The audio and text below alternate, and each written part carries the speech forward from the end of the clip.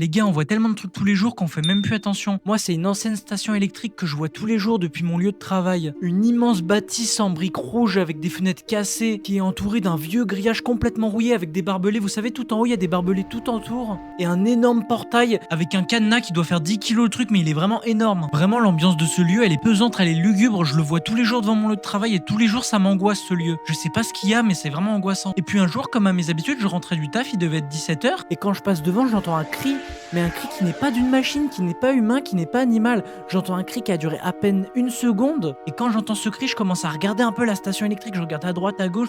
Je comprends pas et je me rends compte qu'en fait, elle est truffée de caméras. Il y a des caméras partout cachées dans les arbres autour.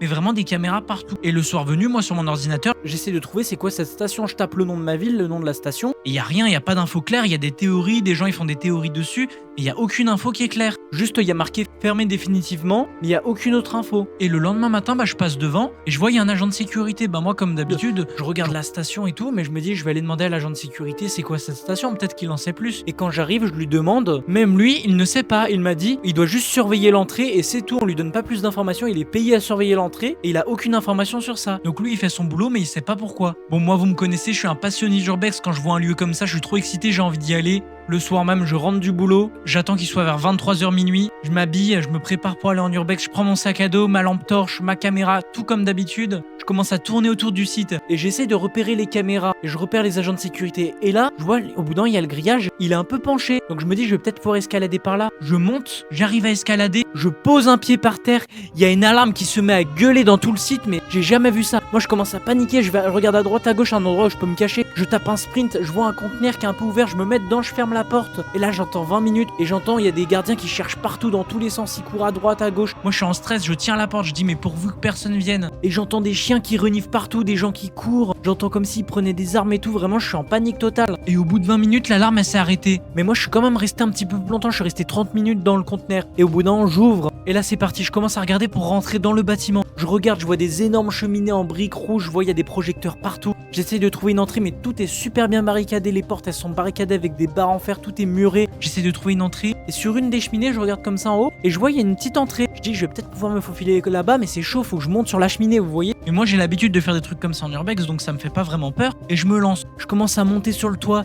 je monte sur le conteneur, j'arrive sur le toit. Et là je commence à monter sur les briques rouges et tout, il y avait des petits trous comme ça, je mettais mes mains. Et là je rentre dedans et pile quand je rentre il y a un projecteur qui allume mais c'est bon, ils m'ont pas vu. Donc je descends dans la cheminée, en bas j'arrive dans une pièce mais tout est abandonné, tout est calme. Vraiment c'est délabré comme un urbex classique mais c'est vraiment délabré. J'arrive dans une pièce, c'est un petit carrelage au sol et il est vraiment fissuré. J'allume ma lampe torche pour pouvoir mieux me repérer. Et effectivement je vois des sortes de cages autour de moi mais tout est à l'abandon. Je vois des vieux transformateurs qui sont là, je vois plein de choses, je vois des bassins remplis d'eau. Je sens qu'il y a des sous-sols en bas. Donc moi je me dirige dans le couloir, j'essaie d'explorer et tout. Pour l'instant c'est un urbex classique, vous voyez, je vois des portes cassées, des vitres cassées, j'entends le vent. Sauf qu'en bas j'entends un cri, mais un cri bizarre, le même cri que j'ai entendu à l'extérieur l'autre fois. Vous savez celui que j'ai entendu des semaines auparavant quand je rentrais du boulot. J'entends la même chose. Donc je me dirige vers l'escalier principal et je commence à descendre. Et plus je descends et plus je me rends compte que l'endroit il est aménagé, il fait moins urbex, on dirait vraiment qu'il y a des gens qui vivent. Sauf qu'il n'y a pas de fenêtre, c'est vraiment au sous-sol. Vraiment c'est des murs en béton, le sol c'est du carrelage, vraiment tout est à brut. Et je re-entends encore une fois ce cri. Et là, je vois il y a plein de petites cellules, des portes blindées et sur les portes il y a écrit SCP et il y a un numéro à côté. Moi je comprends pas, je dis mais c'est quoi ça? Et je continue à avancer dans les couloirs et d'un coup j'entends des gens arriver. Donc moi je panique, je me dis je vais me cacher, je me cache dans un petit coin à côté d'un placard et quand je me cache, je me rends compte qu'il y a des gens en blouse blanche qui passent juste en marchant comme ça. Moi je les regarde, vraiment je suis un peu intrigué mais vraiment il y a beaucoup de monde ici, moi je suis surpris. Je pensais vraiment que c'était un endroit à l'abandon et d'un coup je vois des gens en blouse blanche qui tirent un animal mais je vois pas ce que c'est. Et au bout d'un moment, je tourne la tête et j'essaie de voir c'est quoi cet animal. J'ai jamais vu ça, c'était un cheval mais il avait une tête de télé et il faisait des bruits de no signal, vous savez les télés qui grésillent là quand ça fait des fourmis à l'écran. Il faisait ce bruit là. Donc moi je comprends pas, j'ai jamais vu ça, ça devrait pas exister des créatures comme ça. Je me dis c'est un rêve, c'est pas possible. Et là je sors ma caméra, je fais le plus de photos possible parce qu'on va jamais me croire quand je vais raconter ça. Je vois ils enferment la créature elle fait des crépitements horribles, des bruits électriques, elle tape contre la porte, elle hurle. Je savais pas que c'était possible d'entendre des sonorités pareilles. Elle tape contre la porte, elle fait des bruits de no signal, c'est de plus en plus fort, c'est troublant, ça m'oppresse. J'ai vraiment cru que j'allais m'évanouir. Et je me dis faut pas que je reste là, j'ai mes images, il faut que je sorte de là. Donc moi je continue à m'avancer, je repars sur la gauche du couloir. J'arrive dans un laboratoire, on est vraiment plus sur le style urbex, hein. Là c'est vraiment tout clean, il y a des frigos, il y a plein de machines, tout, vous savez, tout est là en fait. Et là il y a des restes organiques sur la table, mais des organes, je sais même pas ce que c'est, des trucs qui sont verts, jaunes, des couleurs qui sont pas censées être pour des organes, vraiment je ne comprends pas. Et là vers le laboratoire j'entends des gens qui se rapprochent. Il faut surtout pas que je me fasse attraper, faut que je monte ces images au grand public. Je range ma caméra, je commence à taper le sprint, j'arrive dans un couloir, je pousse une porte, je sais même pas où je suis. Faut que je trouve une sortie.